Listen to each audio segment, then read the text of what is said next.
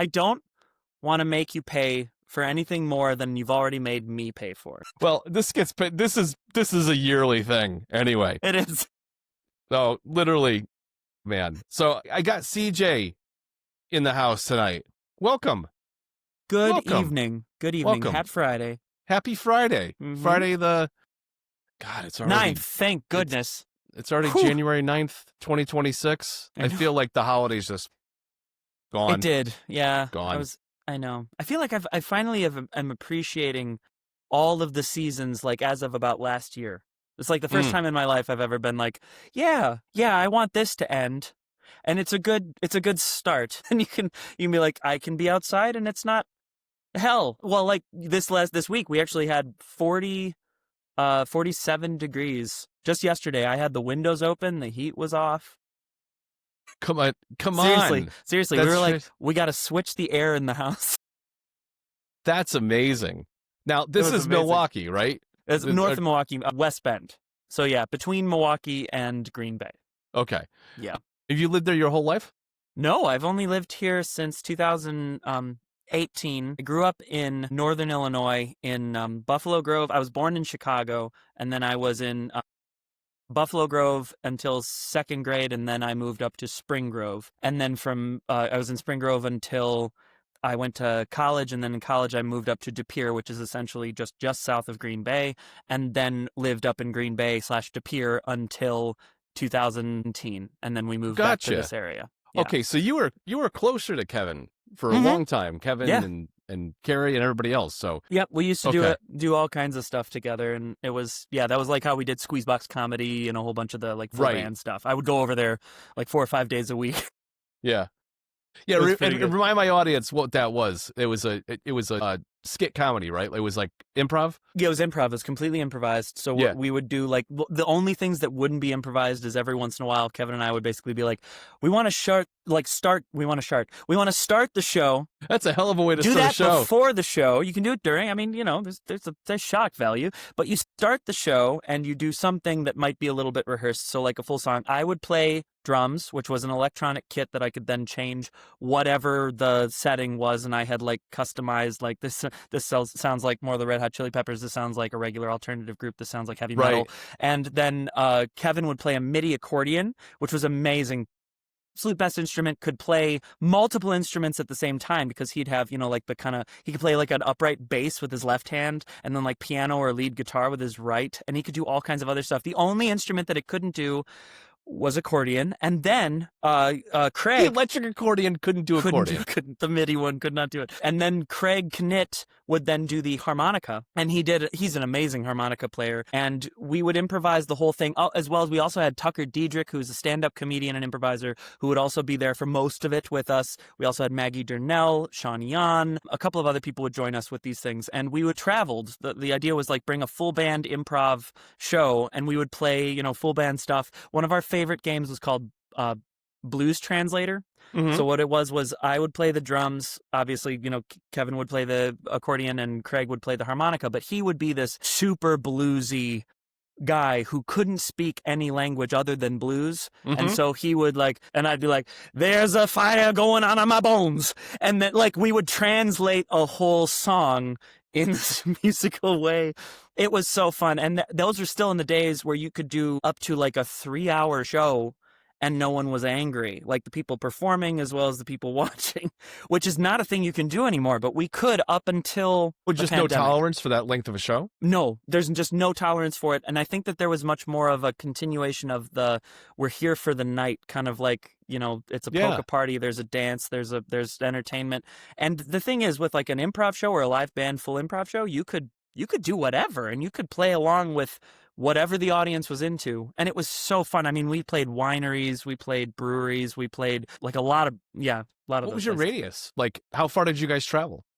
Well, the furthest away we went from Green Bay was Munson Bridge Winery, which is like 3.5 hours away. Wow. So we would go, and that night Craig stayed in the bridal suite.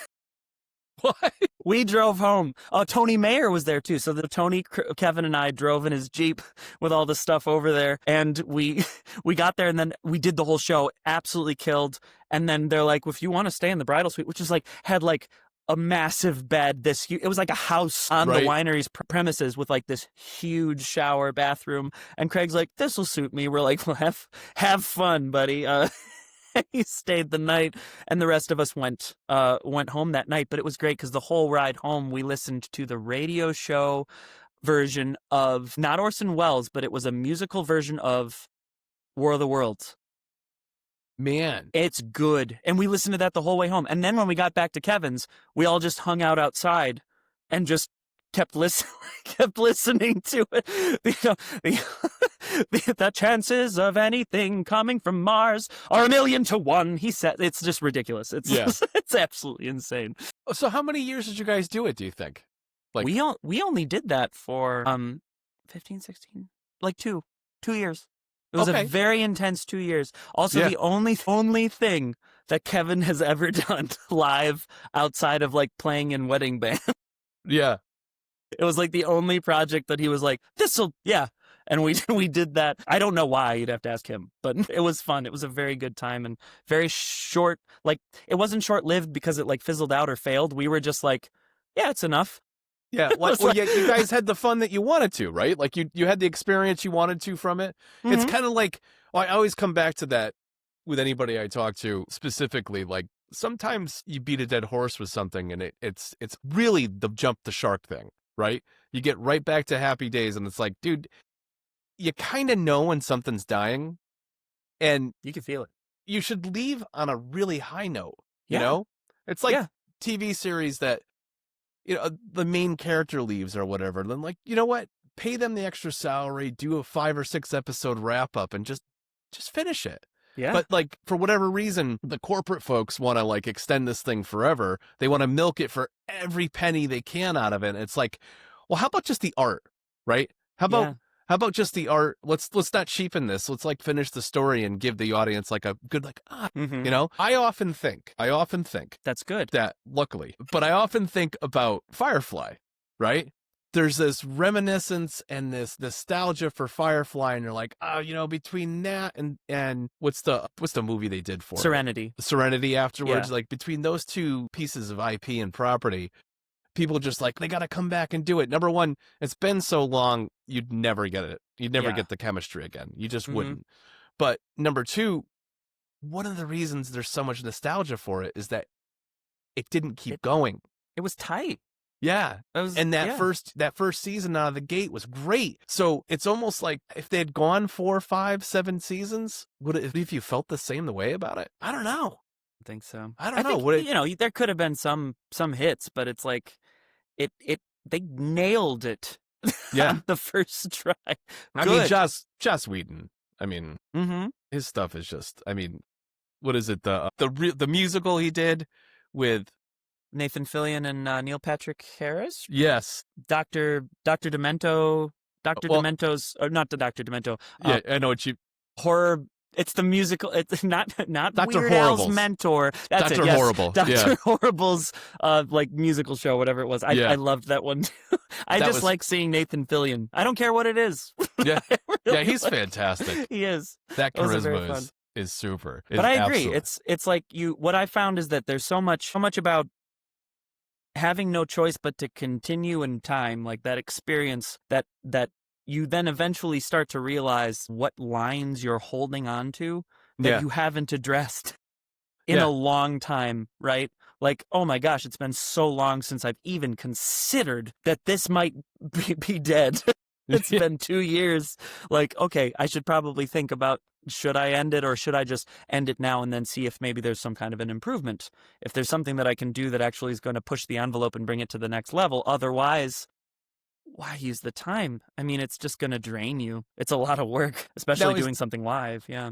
Is that experience or the improv thing, does that have anything to do with what you come up to Green Bay for the summers? Like with the kids, with the work that you do with that? Well, excuse me. I go up to Green Bay to teach comics and cartoons at the Art Garage, which is for kids anywhere from 6 to 18, depending on the like class. And Usually is around that 17, yeah. is that what your education was in? Was it in Art. and yeah? Yeah, not education, but in art. So it's a fine art sequence. So at St. Norbert College. So I majored in drawing, painting, sculpture, a little bit of film, and also graphic design. And I took like all of the graphic design classes, but I couldn't get like a double major because I had never like applied to get a double major. So I was Well, like, that's weird. oh, Why can't you retroactively do that if you take enough stuff? guess you can't. Okay. Well, But- at least that college, right? And yeah, and it was, and also all the teachers though, they were wonderful. Like Brian Pierman, who is the graphics design teacher, is and still is. He is the guy who basically like brought Oscar Mayer out of obscurity in the 90s, like with all of the like Lunchables coloration Really? and like yeah, and he's just fantastic. And I actually ran into him this summer, like after we saw each other, I think like 2 or 3 weeks later. Okay. I was on a walk, and I think we talked about that one day that I took a walk all the way to De Pere, across the bridge, and then walked all the way back on Green Bay. And I would do that every week. At this point, it's like as of this last year, I just started doing that. And one of those times, I was going through like the factory district of De Pere, which is the small factory district. Once you get to the factory district of Green Bay, you really get to know Green Bay because there's like every other building is a factory, and every other building between that is a bar. And all of the bars have such obscure hours because they're serving shifts. Right. Some of the bars are only open from 3 a.m. to 9 a.m. And some of them are only open from 11 to 4. And some of them are only open from 9 to 2 a.m. Like, it's so crazy. But as you're walking through the De Pere area, I just saw this biker coming over, and he looked familiar. And it was like, Brian. And he's just like, how are you? Like, we just showed up. That's another wonderful thing I love about the various communities in Wisconsin. You can just, all of a sudden, there's that person that I haven't seen in years. And I also used to rake his lawn. Because why not? Why not? He has a big distill piece on his garage in De Pere. So if you ever go to De Pere, you'll probably recognize his place. That's the crazy thing that people don't realize too, is that most people associate Wisconsin with cheese, obviously, because huge dairy industry. Rightfully so, yeah. But one thing people don't realize is that in and around the Green Bay area, paper mills, huge industry. And they run 24 hours a day. So the 3 shifts you're referring to, I'm assuming that's what that was, right? A lot of it, yes. A lot of paper mills, as well as in that particular area, it's manufacturing. There's a lot of metal manufacturing and machining as well. It is an industrial town. It still is an industrial town. If you go closer to like where Bay Beach is, which is a theme park that's right on the bay, and that area is surrounded. There's a wildlife sanctuary on one side of it, and all of the rest is factories, and all of those factories are either massive paper mills. There's a Georgia Pacific paper mill, right? And then there's the old, like, a lot of factory housing. If you just want a window into what the United States really became from like through like the 60s, it's still there. It's all still there, and some of it has improved, some of it is still kind of falling off, but at least the attention is there. But you're right, paper mills. That is Wisconsin, especially the Fox River Valley. So all the way down through, so it's Green Bay, De Pere, Wrightstown also used to have paper mills. There's abandoned ones that are all like completely desecrated that you can just wander into. I don't know if you can anymore. I used to do that when I was in school. I'd just be like, this is cool. Like massive factories that are just no floors, like you could fall 30, 40 feet into water and metal. It was great. And then you get to like Appleton, Oshkosh, and like Kaukauna. All of those places are all, Kaukauna especially, which has a reputation for smelling bad. And it's true. That's and typical that's okay. of a paper mill. That's okay. Yeah. It's okay. It does. It smells. If you don't know what a paper mill smells like, it's worse than you think. Yeah. Because it's like, just think about it. We're melting wood, not burning it, melting. Yeah. And people may have this preconception in their head that it's, these rolls of paper to make reams of paper. And sure, some of them do that. But there's a lot of paper mills that are strictly, it's Bounty. It's Charmin. Like they have rolls and rolls and rolls and rolls of paper towels and toilet paper. Like that's where the vast majority, like those are some of the big ones there, right? Mm-hmm. Yes. Like the scale is ridiculous. Like seeing some of those factories that are so big, like I couldn't even tell you the square footage, but like I'm certain that, like, I've had the good fortune of, as being an actor, as being in a lot of industrials in my career, and a lot of those industrials allow you to get basically unprecedented access to a lot of these places. And I'd been in a couple of those paper mills and factories. Holy crap. Like they literally have systems. In one case, I parked And as soon as I park, from getting from where I parked to where I am going to be before I even get to where the shoot is happening was like 30 minutes. And it wasn't like security checks. It was just walking and then getting to this section and then getting to this section. That's how and getting big to the this campus section. is? Yeah, just that one building. That's not even Wow. like one campus. That's one building. And then you get all the way in, and then they're like, okay, yeah, and then we're going to go over here. And it's another 15-minute walk to get to this other part where they're then filming this one scene, and they've already been set up for like 6 hours. And that's one of the 2 crews that's working to make this industrial. It's just ridiculous. So getting back to the summertime stuff with the kids and the work that you do with that range, 6 to 18 years old, pretty vast. So how do you schedule and how do you design a curriculum for that vast body of individuals? Because teaching a 6-year-old and teaching an 18-year-old, vastly different, right? True. Yes. Vastly different. How do you put together a piece that allows you to touch each one of them in a way that they all get something from the program that you'd run? Well, there's kind of 2 parts to that. The first thing is that what we normally do is we actually split that up even further just one more time. So we do 6 to 10 and then 11 to like 17, 11 to 18. And that's still quite a variety though, because a 6-year-old and a 10-year-old are not the same kind of a kid, and an 11 and a 17-year-old are not the same kind of kid.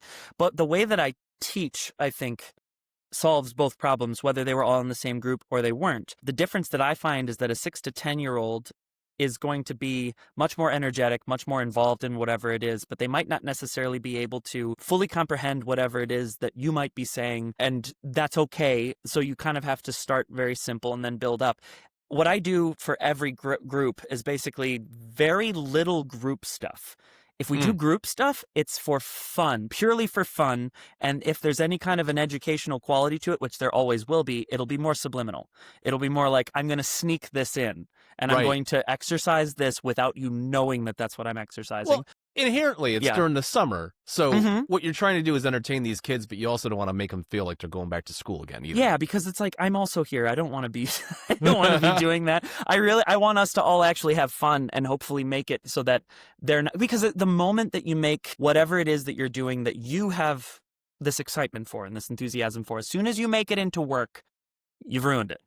And it's kind of like, you also have to build trust, and 100 different trust, like if you break trust once, it's going to take 100 different like affirming trust moments in order to regain it. So what you have to do is from the start make sure that you are always telling the truth and you are always being forward and honest with all of the kids, but also being very considerate because they're all in such a different place emotionally.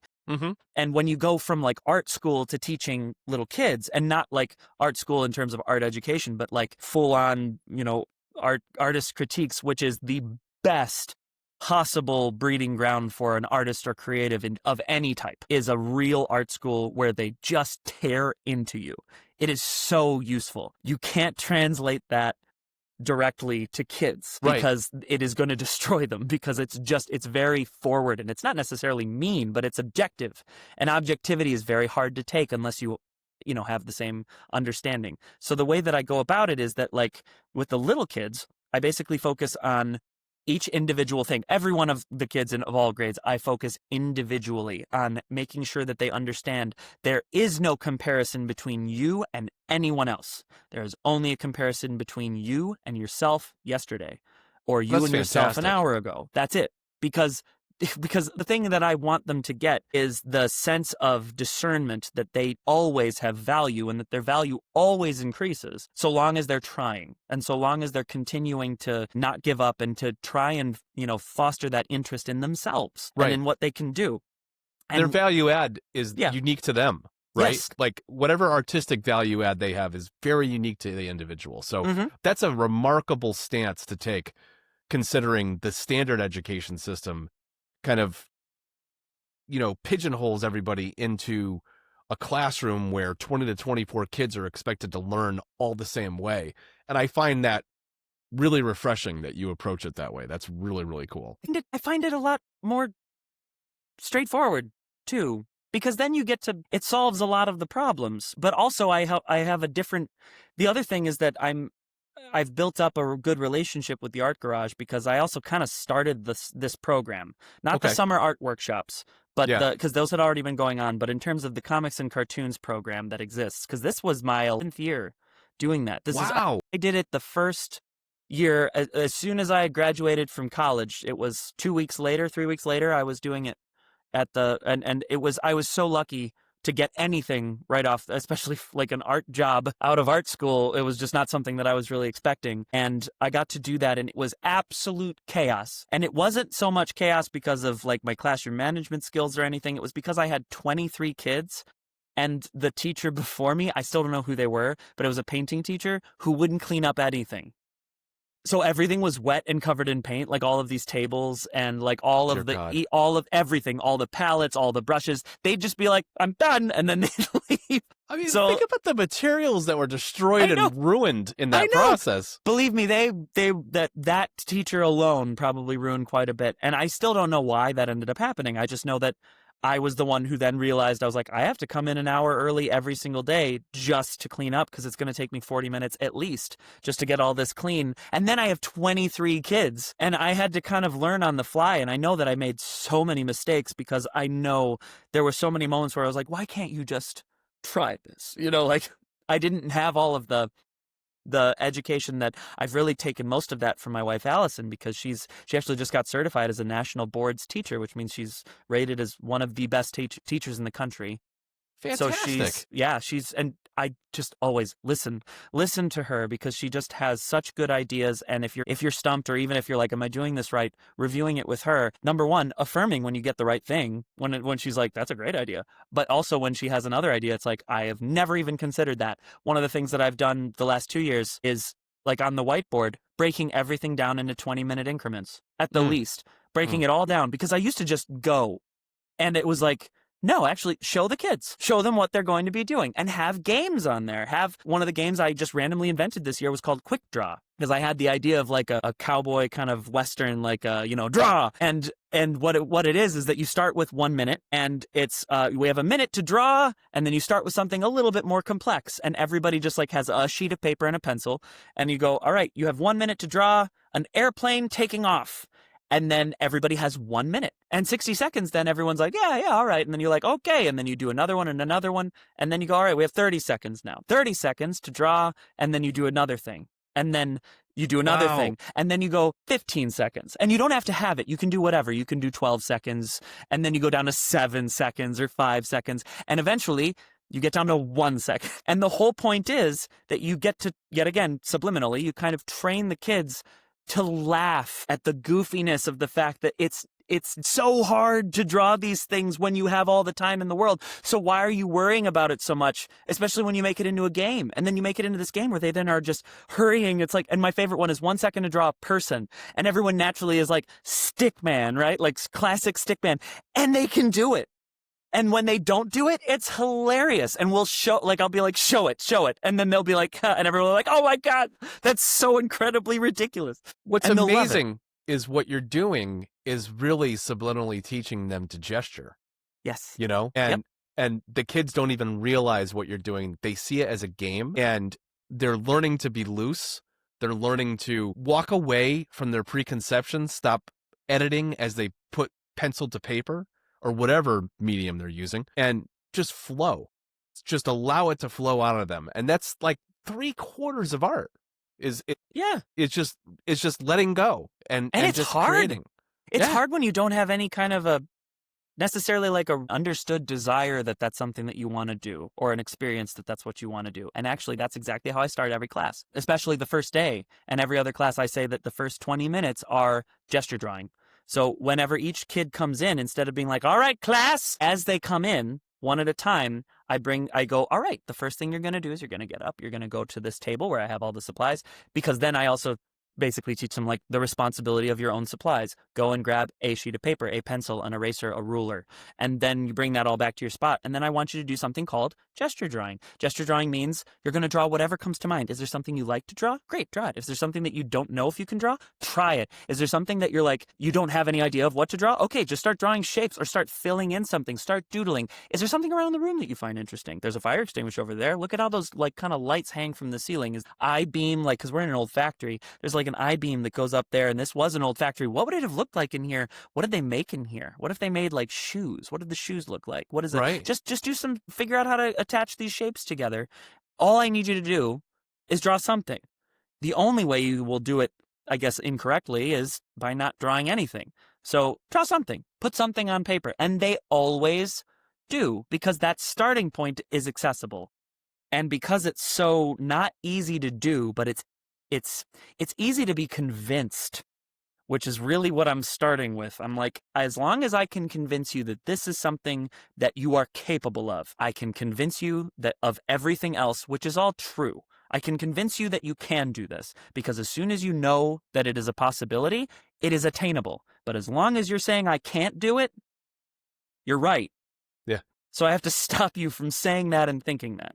It's also the safe space that you establish through the gaming of it, the gamification of it. It is a game. That it creates a safe space that allows them to doodle and fiddle around and not be concerned about it not being exactly what they want, right? Yes. And I've never actually thought, I feel like it's come up in other ways, but I've never actually thought with the terminology of gesturing being applied to almost everything else. I've only ever really thought about it in terms of visual arts. Mm-hmm. And now that you've said that, I'm like, yeah, that's exactly right. It's playing. Yeah. It's just playing. It's force them to play and force them to be free, right? And it's a strange, it's liberating. It's like, it's this ability to teach the kids that it's like, you can do that thing. And every single time that you try it, you are getting closer to what you want it to be. I mean, that's the whole reason why I feel like I do anything, is because I used to have, and I still have the vivid spatial awareness, the ability to see what I want it to be. You know what I mean? Yeah. And that it was just it was out of pure frustration and just being furious at the fact that I couldn't make it happen easily. Like with music, it was like, I can't read sheet music. And neither can I. Well, thank goodness. Not very much. Yeah. Well, I could if I could muscle through it. Oh, but sure. Honestly, that's not how my brain thinks about music anymore. Me neither. You know? I mean, I feel that was another conversation that I had with Kevin, was that it was like, it's just physics. Like all it is physics. Like it was discovered. It wasn't invented. Like there's many different ways, like different patterns have been discovered by people, not invented. It's just physics. It's the way that the sound waves move through the air, and that's it. And not even necessarily through the air. It's right. It's ridiculous. You and just feel vibration. Fun. You know? Like the what is it, Beethoven? Yeah. Like, biting down on the thing. Like, well, before we get into music, yeah, I just wanted to ask you, as like a finality to the art, the summer art classes. Yeah. So you've done it for 11 years. Have you seen any of your students grow beyond the classes and get into industry? Like, that would be wonderful to know a story about that. Yes, I have had, one of my students is actually going for, in college, a degree in curation for museums, because they are now of that age. And they were actually in my first class that I ever taught in the summer of 2014. And they are like, to see them then at the art garage being an intern there, and then having them come over and say hello, and like, it's so amazing. Like, it was like because they wanted to show me what they were doing. And I was like, absolutely, I want to see what you're doing. Because they were doing amazing work when they were a little kid. But then they're going out and they're making a living out of this. Yeah. And here I am still doing this. Not that I haven't also been doing all kinds of other stuff, but it's like, wow. It's so, that time, that it doesn't feel like it's going that far, but it is. Well, you blink, dude, and I know. A project that you start or some rabbit hole you go down, like, dude, 4 or 5 years ago, I wouldn't have in a million years been like, oh yeah, I got this high aspirant goal of hitting 1,000 tracks published. Who knows how long that's going to take? What? Guess what? I did that November 20th, and I'm getting back into writing stuff this winter and spring. But my God, dude, it's like I'm like, dude, I did it. Like I've been bragging about you to other people. Have you really? I have. And like my buddy Tim just got 1,000 tracks, and they're like 1,000, really? I'm just like, yeah. Isn't that a lot? Thank you. I appreciate that. It's true. In addition to the art classes, you have an endeavor right now that is fascinating to me. You are doing you're doing sidewalk chalk art, YouTube videos. Yeah. How long ago did you start them? What inspired you? And how long have you been working with chalk? Oh, golly. The videos or just, okay, so the videos themselves, I believe I started doing in September. Okay. I think it was September. And the reason being is that I had done some chalk over the last 2 years and maybe 3. Like maybe I did some stuff maybe 3 years ago, but 1 or 2, not many. Okay. One of the main reasons being is that my son Theo, who turned 4 in August, and so he's almost 4.5. But we always try with the weather up here and whatnot. When it's nice outside, you're outside because this is going away. Yeah. Right. So we use it as much as we can. But when we're outside, the problem that I had is that either we were going to a park or we're going on a bike ride or we're going on a walk, and that's all well and good, but all I'm doing is kind of alone in my own mind, or I'm just talking with Theo, and nothing was really giving me a satisfaction in terms of I'm getting something done other than I'm investing in my son, which is still a good thing, but it's it was so constant and so stretched out that I was I need some kind of a break where he and I can be outside and he can have a little bit more of an independent time with me where I can then do something that I'm getting a sense of satisfaction from. And that satisfaction was really this yearning that I had because I just kind of stopped doing a lot of visual art in 2020, 2021. And the reason being is that I had been keeping with it all, from when I graduated all the way through, and I have so much stuff. I have so many comics and cartoons and paintings and sculptures, and I've done some massive sculptures since then, at the Interchange Theater Co-op downtown Milwaukee, and the theater before that, Ampersand, all these big light-up sculptures made out of wood that I made that then also have lights that are integrated into them, and that was one thing. But when it came to drawing and painting, I had such a high watermark that I kept giving myself where I was this needs to be so perfect because I kept doing more and more and more and getting it further and further and developing things. So at the beginning of the process, basically being it had better get to this quality because and not comparing it to anyone else's work, just comparing it to what I'm this is what I'm imagining. You can't cheap out on this. Right. And that was tearing me apart. I didn't really know that it was tearing me apart as much as it was making me not want to do it anymore. And what happened in the middle of that 2020 is I just kind of fell out of it. I just stopped doing it on my own. I started to be there's other things. I'm going to focus on acting. I'm going to focus on it music. Literally turned into the thing that you were talking about before, which is with the kids. It became work. It didn't become fun anymore. It wasn't play, right? Exactly. It wasn't and it was just anymore. going to take time too. That was another thing that I learned only in, I think, 2023 is that I really realized, and you've talked about this before on this show, and I really appreciate that you did, but at the same time thank goodness I had learned it a few years ago, was that the process is not very fun for me. Sometimes it is. Most of the time it is not. With visual arts, sculpture, I have to do it. I enjoy listening to things while I'm doing it. I don't like that I have to do that much. Drawing, same thing. Painting, same thing. I want the finished product. Cat. There's a cat. There is a cat. I love cat. Hello, kitty. He's like, what? Yeah. He always gets involved. I'm surprised he hasn't spoken up yet. He will. Yeah. So I was very much disliking the process, and as you said, it was becoming work, and I was not so aware of the fact that it was becoming work as much as I was I'm not enjoying this. And I was very happy about the fact that when I stopped doing it, I was okay, I'm taking a break from this, because I was kind of scared for a while. I was is that over now? Because it's no, That's I'm pretty good at this. that is nightmarish. It's terrifying. That's a terrifying thought to think like I put decades into this. I've gone 2 or 3 month periods where I don't feel creative at all. And I haven't written a single thing, or what I've written, I'm just like, oh, dude, I'm writing the same thing. Oh, God. I'm writing the same thing. I come back to Kevin's advice. He's like, dude, you can't make new art without having experiences.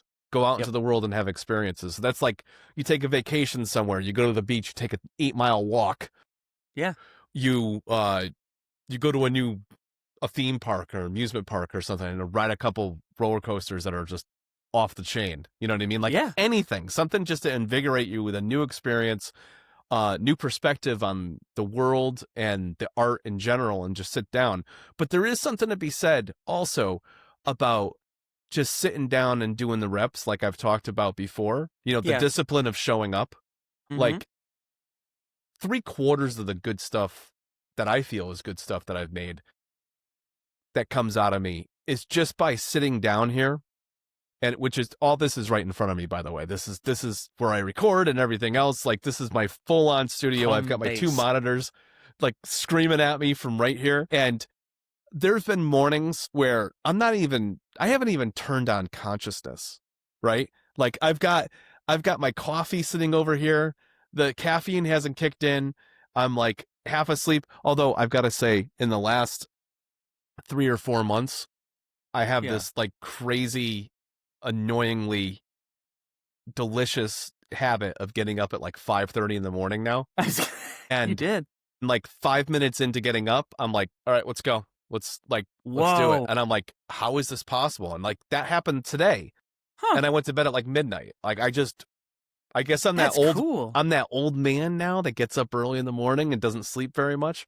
I'm like, hopefully that doesn't mean I'm like on my way out or anything, but no, I think I'm just getting better quality sleep for some reason. That's good. But my days are full. Like I'm doing a lot of stuff between the music making, the admin around it, content creation, ideating on all this stuff, trying to build the brand, you know, working with Kevin and his catalog and everything else. Like there's just so much going on that it's just, I'm just really excited. You know? Yeah. And that's fantastic though. But like that comes to my other point, which is, you know, act on your biggest excitement, right? So if at some point, some aspect of what you're trying to do is bumming you out or it's becoming mundane, you have to find a way and pivot your approach to it so that it's no longer mundane, no longer work, and now it's exciting. Case in point, Monday, Fridays. That's like the thing that I've tried to coin for myself. Monday, Friday are ideation days, right? I try to do like 5 ideas. They don't have to go anywhere. I could literally write a bar of music or the whole thing, whatever comes out of me. If just like a lick or something, and I'm like, I can't really develop that further. All right, let's try some more stuff. And then like next file, open up another thing, play around with more VSTs and play around with some software instruments and see what's going on. You know, 1, 2, sometimes it's only 2. Some days it's 7. Yeah. But then when Monday, Friday gets boring, that becomes routine. Then I'm like, okay, 2 a day. Yeah. 5 days a week or 1 day for 10, you know, and like leave the rest of the week off, you know, 72 straight hours. Yeah. We don't stop. So that's another thing.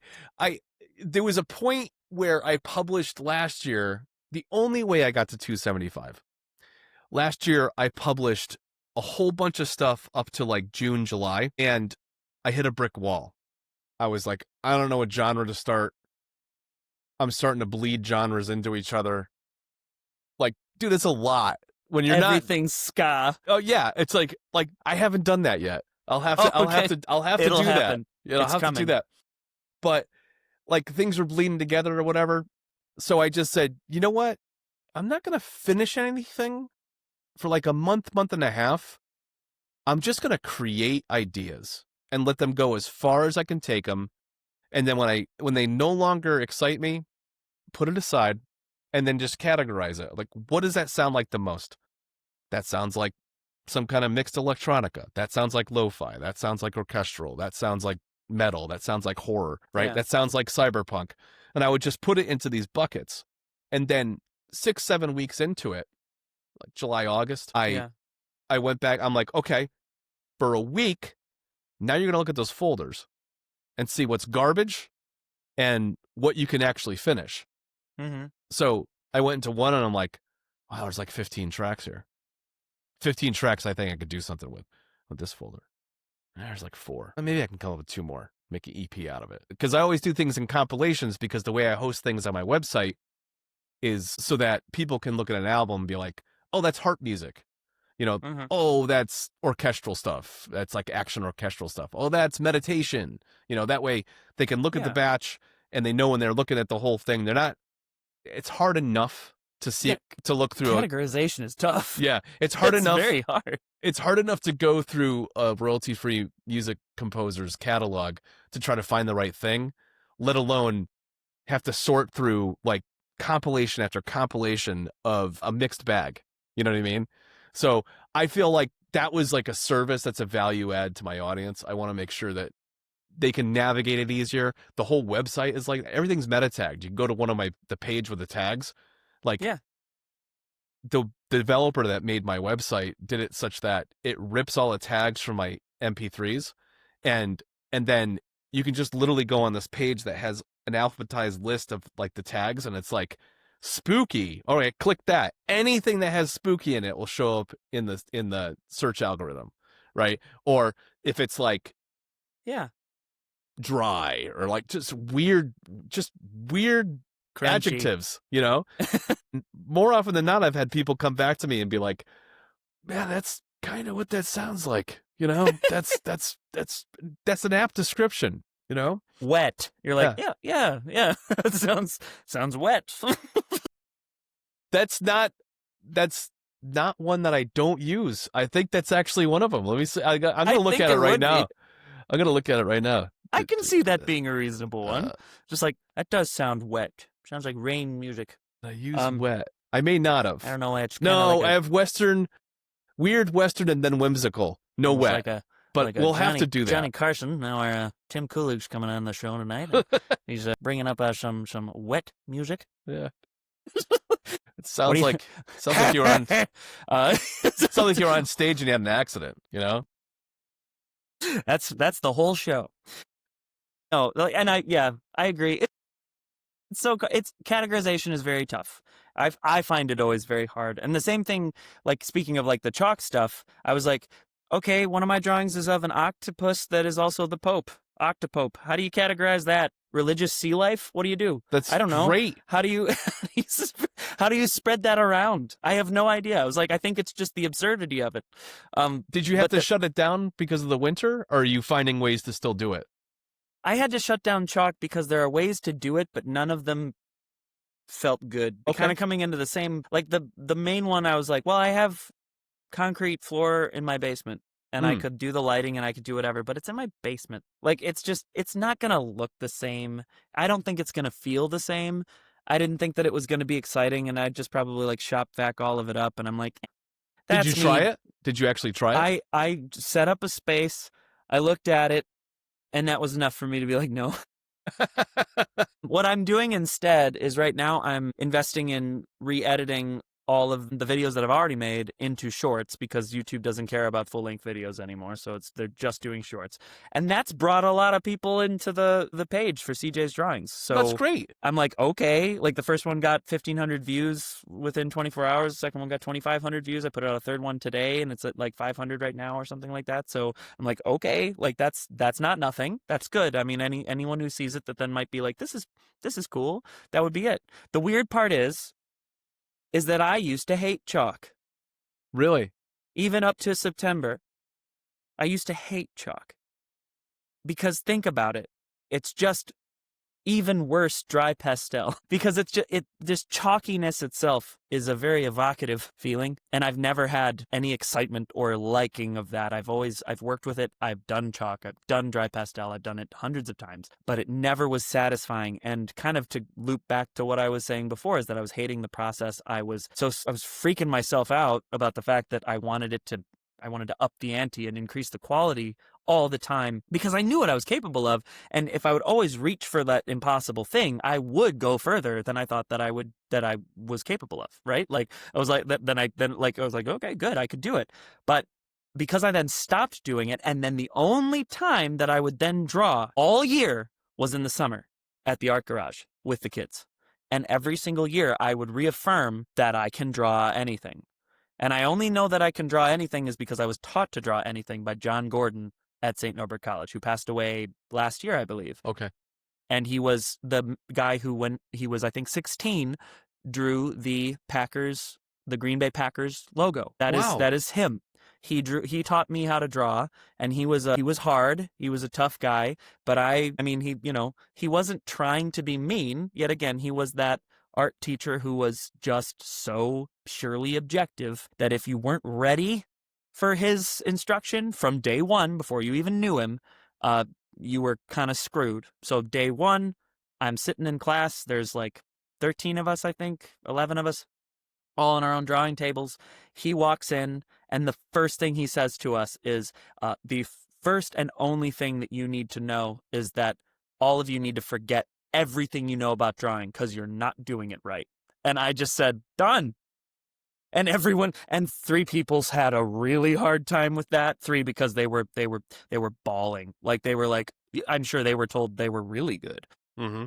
And maybe they were, but they clearly were never told that maybe you're not good enough for this guy. And I was just like, great, I am here for this, and as he walked around every day, you'd put out your sketches from the night before, or you would be working on something, and he wouldn't talk to you. He would just upside down put a letter grade. And we had a letter grade system of A, B, B, C, C, D, and then F. And he would come around, and the first time he came around, we had kneaded erasers, which are kind of like Play-Doh, essentially, so you can shape it into whatever you want. And I made, in the time that it took him to get from the first person in the row to me, which I was like the fifth person, I made an octopus, and it was holding a pencil.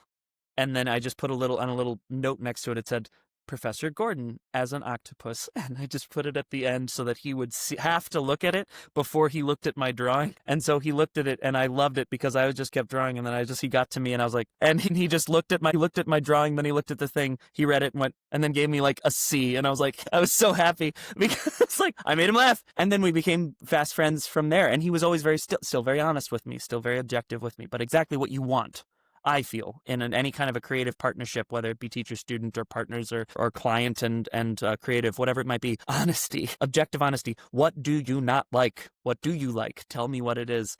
And that really helped. But with that objective, like learning that and learning how to draw everything and doing that in the summer and having that reaffirmed, I then started to realize that, wait a minute, the only things that I've been doing aside from in class, whenever I think about drawing something, I do a simplified version of it. Instead of drawing full people, I'm drawing them all in circles and ovals, using a circle and oval method of just getting proportions correctly. Instead of doing a picture of a full city skyline with all of the accurate details, I'm doing gesture drawings. I'm doing very quick things because I'm more like, what I realized is that I was subconsciously trying to get the full idea out as fast as I could because I somehow knew, without consciously thinking about it, that I was going to be wasting time on focusing and fixating on detail that did not need to be there at that point because I had the idea. The idea is what I needed to get down, not the detail, unless the detail was the idea. And so I then realized that I was like, I could do I could do charcoal. Because charcoal sticks are so much of a normal kind of messy and a very easily associable kind of messy, where it's like there is no way to do this without getting messy. So there was like an investment in the fact that it's like, you're going to be messy. Okay, charcoal, black and white, wonderful. Or do it on a mid-tone and use black, white, and then have gray in the middle. And I started doing that, and I did it like 4 times. And that was enough just to affirm that it was like, that was more enjoyable. So then when I got to this idea that I had done some chalk drawings and then I had posted a couple of them just on like Facebook on CJ's Drawings, I then got really good responses to each of them. And then in, I think, end of August or early September, like that first week of September, I posted one of a bunch of hot air balloons that were in just like kind of floating over like Iowa. I think I recall that one. Fields. Yeah, I put that one in the jellyfish video at the end as like a bonus drawing. And that one got such a good response, and people loved that one so much that then I had some friends of mine who are various actors and performers and people that I work with that were just like, my friend West, actually, West Bowman. He was actually just on, I think, Chicago Med and a bunch of other things. Like he said, time lapse. I want a time lapse. That's all he said. Like he just said that, and I was like, well, I guess I can.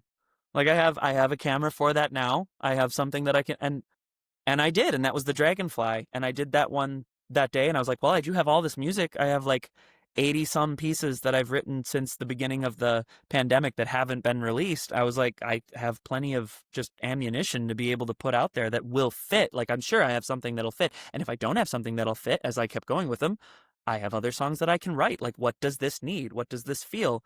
And I loved that, like the switch of like, what does this need? Mm-hmm. What do I have? What could I do? And I was so surprised because the more that I invested in doing the chalk, I was like, I never hated this. Well, I mean, I did, but it was an ignorant hate. It was like from a perspective of I just hadn't experimented with how I could learn to like it. And I mean, man, you also become kind of nerdy about the thing like that. Like it takes 16 sticks of chalk to do a drawing on one standard sidewalk block. 16. If you're only doing a decent, like 80% of the way colored kind of a drawing. If you're going 100% of the way, you're going to need about 24. And if you're doing a whole series of them, you're going to need anywhere between about 22, depending on if it's on the lighter side, to 50, depending on what it is. And if you That's have a lot of chalk, dude. It's a lot of chalk. But one of those boxes usually comes with, I think it's 10 of each color. Mm-hmm. And there's 16 colors. And I've also been in talks with that company, Joyen, because they are a company that then I started to realize that I was like, every once in a while, there were production issues with one of them. I'd be like, there's big white chunks in here. Obviously, that's going to mess up the teal that I'm using because it's going to like, oh, there's just white in there now. And then you could also feel, before I learned that you don't even need to use it much. You can use it just once and you can know if there's a production problem with the chalk because you can feel if it's a problem. Because like, is it at the bottom of the batch when they mix it? Because if it's at the bottom of the batch, like the last stuff, it's going to have hard, coarse rocks and it's going to be so unpleasant to hold. And the ones that are really well mixed are going to be surprisingly nice, right? And smooth. Nice and smooth. And yeah, for their thing, I remember that one box, I was like, because the first I messaged them, I sent pictures, I sent everything with this like a light green, it was like a mint green. And I was like, this is rough on the hands and it has white inside of it. Yet again, I don't want anything. I just want you to know that this is kind of a pain to use. Right. So is that something that you can do something about, or what? I just want to let you know. And they were like, okay, thank you for letting us know. And that was it. And then I messaged again. I was like, so I have a video coming out soon, and I just wanted to let you know that there's a little bit more than just the photos, but I have a video that you'll notice at 7,000% speed. When it's going at 7,000% speed, I'm doing just basically similar size squares that then are similar increase in size, but they should take roughly the same amount of time to do with a slight increase of 1 or 2 seconds each time. The one before that it took me 8 seconds. The one in which I did the mint colored took me 16. That's obviously at 7,000% speed means that, and I just like went through this whole thing of like, it took me a lot longer. And it hurt. Like it kind of actually hurt to use. And then after I sent them all that information, they were like, okay. And like it took 2 days and they come back to me and they're like, okay, we've talked to production. We've talked to the people in the factory. We've gone through this whole thing. We're sending you a box of chalk for free. I'm like, that's all amazing. And yeah, but I was still like, this is just a fantastic step. But I didn't know that I was going to learn all of that stuff just from the tactile qualities of the chalk sticks themselves. What's remarkable about that is that it's not even that you were looking for something in return. You saw a value add to explain to them your experience, and by describing your experience and exploring this thing, it gave you an aspect of doing something you didn't really groove on originally, but you added this to it, and this became the exploration. The picture was secondary, right? The exploration was, does this stuff really do what it's supposed to do? Yeah. Right? And if it's not, what do I think it's doing instead?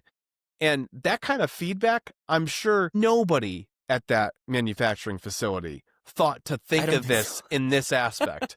And I think doubt that's it. brilliant, dude. I think that's freaking amazing, because you've probably solved formula issues for that company I hope so. that they didn't even realize they had. You know what I mean? Mm-hmm. Yeah, it might have. I even think I'm like, even at like the worst, in terms of them actually doing something about it, it might mean like we need 30 more minutes of mixing it just so that we get all that stuff. Or maybe we get to the bottom and then we mix it one more time so that there's no more of those little rocks in there. Because I wanted to make sure that it was like, because I want to use their product because it's inexpensive. Mm-hmm. And it's good quality. Because another thing that probably a reason why I never was into it before now is because there just wasn't that much vibrant colors. There weren't that many They're inherently available. pastel-y, right? Yes, Yeah. and that's what annoyed me. Yeah. Because I'm like, if I want pastels, I'll do watercolor. Like if I can get some primaries and some really cool colors that actually really, like, don't give me just a light blue, give me cerulean. Like give me something that shows up. And what I loved then is that I then realized that I was like, they have like a dark gray. And after maybe the first 5 or 6 drawings, I then was like, I need black. And I also could use white. They have white. White's good. But I need black. And I considered using charcoal. But then I was like, I don't know if that'll actually come off of my sidewalk. Yeah, right. And I don't know what they're going to use in terms of what they sell. So then I found these boxes that have like 10 black ones and 10 white ones. And I needed to experiment. And then I discovered, that's probably the best part of the whole thing. Every element of this that I have enjoyed, I have discovered. Not a single thing that I have done did I search for. Or did I reach out to be like, maybe this'll be fun? I never did that at all. It was literally like the black. I didn't know how it would look. So what I did was I was like, I made a visual game, just an illustration game. I'm going to start with a rough rhombus / diamond kind of a looking thing, or a trapezoid. What is it? Nah, it'd be a rhombus. And do one that then goes to another, that then goes to another, and you do this spiral where each one gets exponentially bigger, and then you have it go around, and then you cover in, without making them touch, you then do another shape that then does basically an inverted thing, where these ones are going this way, these ones are going kind of more inward, almost like a shell on like a nautilus. Yeah. Right? Yeah. And as I started doing that, I was like, that's what the white, what's the black gonna do when I fill in the space in between? And that was just a game.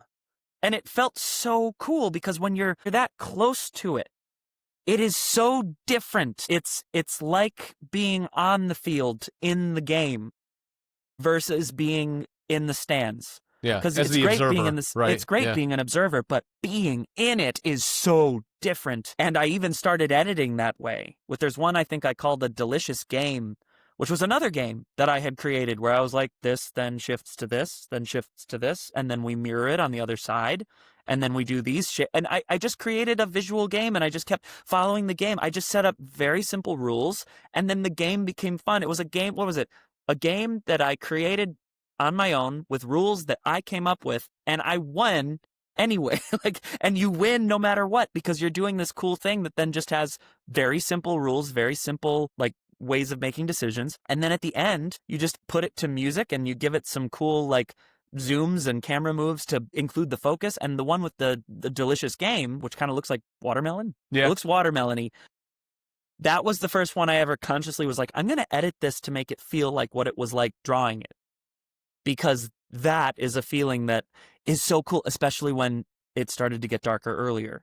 Right. Because when it started to get darker earlier, I started to realize after I did, I think, the Bumblebee one, that I was like, I love doing this. I love that I finished it, but it was such a pain in the butt to then be like, I can't take photos of this until tomorrow morning. What if it rains? Yada, yada, yada. Yeah. I was like, I need evidence that I did it. And I was like, I have lights. I have one of them is back there. I was like, I got these lights for film productions because we're making an indie film in my house soon, and as a horror film, which is it'll be fun. Fun. But, hey, if you need horror music, hey, woo!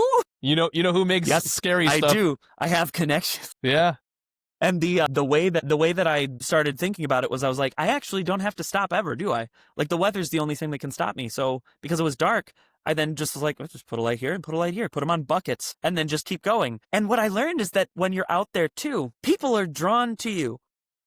And no pun intended. Like they're quite literally, are magnetically brought to you. And I have met so many people that have seen me, that have been watching people ride their bikes, be like, I love what you did. And some person being like, will stop, just be like, blue is great. And then just leave them like, blue is great. Yes, it is, and then people they'll stop, they'll talk to you, they'll talk to you then when you see them anywhere else. Because they're like, you're a chalk guy. You're the chalk guy. I'm like, yeah, yes, yes, I am. And I very much, not only do I love I love this process. It's like one of the first things that I actually love, the process of doing it, because I get outside, I get to genuinely just be in whatever, you get to breathe with the outdoors for a moment.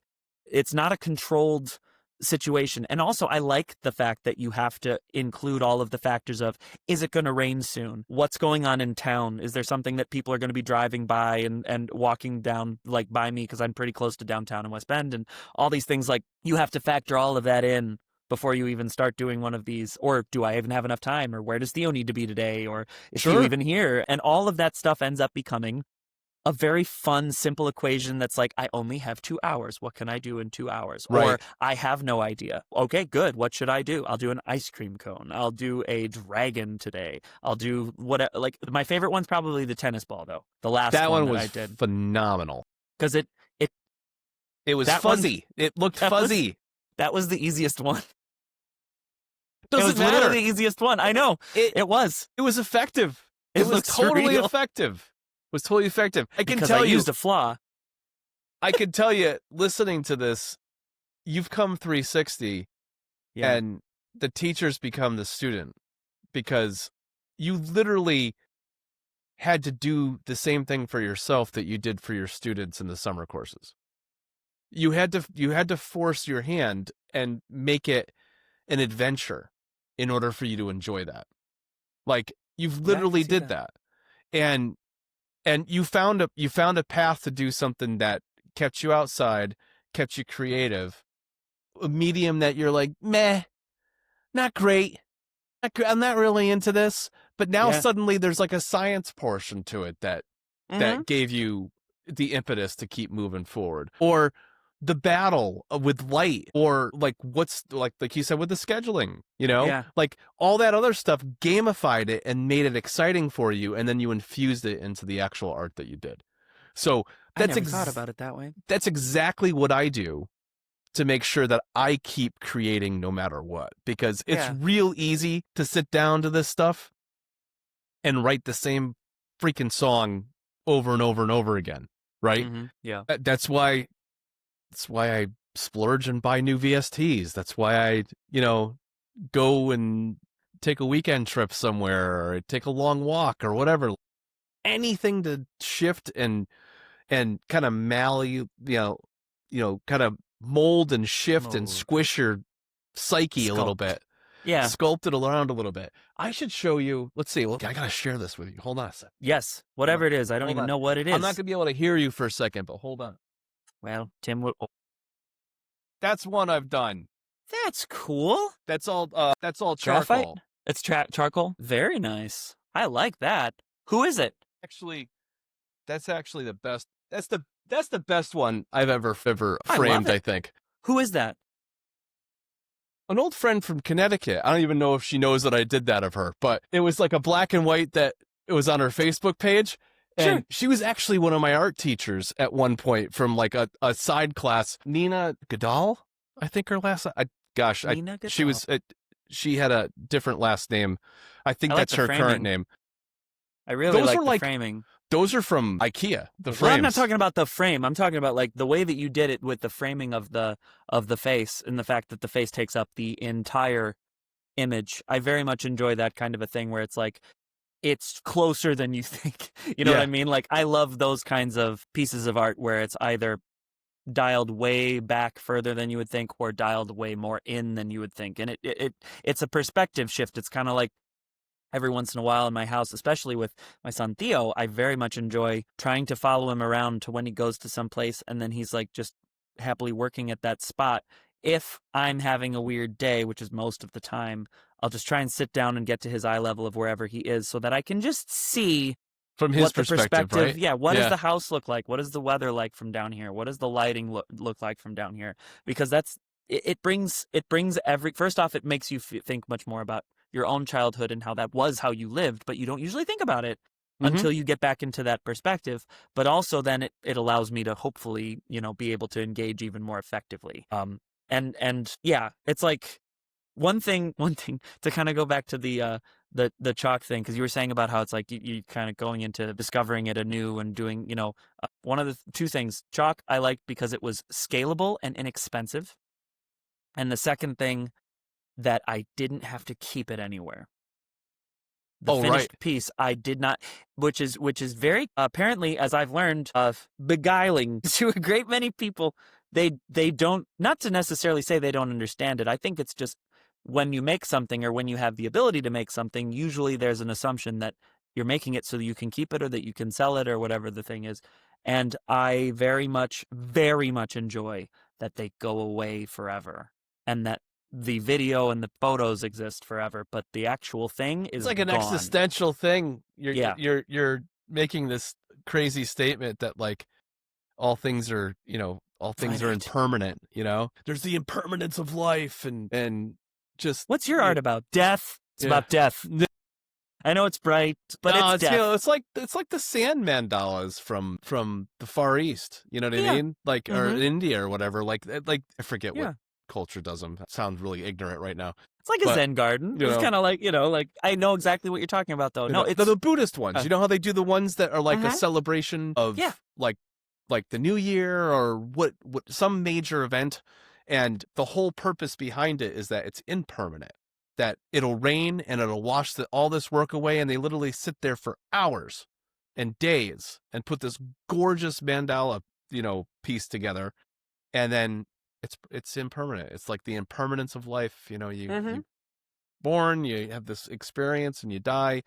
And I think the secret is the moments, not the rudimentary, the ruminating of the past or the anxiousness of the future. It's how often can you be right here? Yep. Right freaking here. Yeah. That's what's the most important. I think the more time you spend in the present state, like your days are longer, your experiences are richer, you're not flooded with regret and flooded with anxiety, from the past and the future respectively. There's nothing like the past, like there's a whole philosophy like the past is an illusion. It doesn't exist anymore. It doesn't exist. Yeah. It doesn't exist other than in did. here. Yeah. Other than your mind, it does not exist. It does not exist. And the future is yet to be written. The only thing you have control over is this moment in time right now. And however you choose to engage and embrace that moment is whether your life is beautiful and magnificent or if it's a nightmare or anything in between. And it's us. We choose to be happy. Happiness is not like, oh, if I have $1 million, I'll be happy. Well, your life will be a little easier. Yeah. But happiness does. Talk to a billionaire that, is miserable. Like there's, I mean, look, they're probably not miserable.